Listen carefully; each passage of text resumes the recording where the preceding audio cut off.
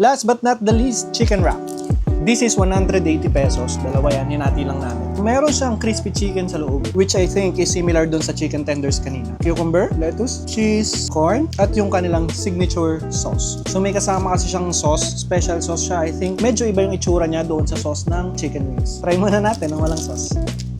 Sa wrap, nakulangan ako sa tostano, pero yung loob, pag naghalo-halo, nagsama-sama, sobrang sarap. Try natin ng may sauce. Mas lumabas yung lasa nung sinawsaw ko sa sauce. Parang naging 9.5 out of 10. Yung sauce nila parang same base with the ranch. Yun nga lang, meron silang mga hinalong iba na parang nag-iba yung lasa. Para siyang nagiging smoky na cheese sauce. So overall, for MG Meals, bibigyan ko siya ng 9 out of 10. Gumagawa rin sila ng packed meal, so pag kailangan nyo, message nyo sila. Yung menu naman nila ay available din sa Facebook page nila. No? So pa-flash ko na lang din lahat, post nyo kung gusto nyo. Dalawa yung store nila, ito yung isa at ito yung pangalawa. So kung malapit lang kayo sa location nila, no, try to consider MG Meals.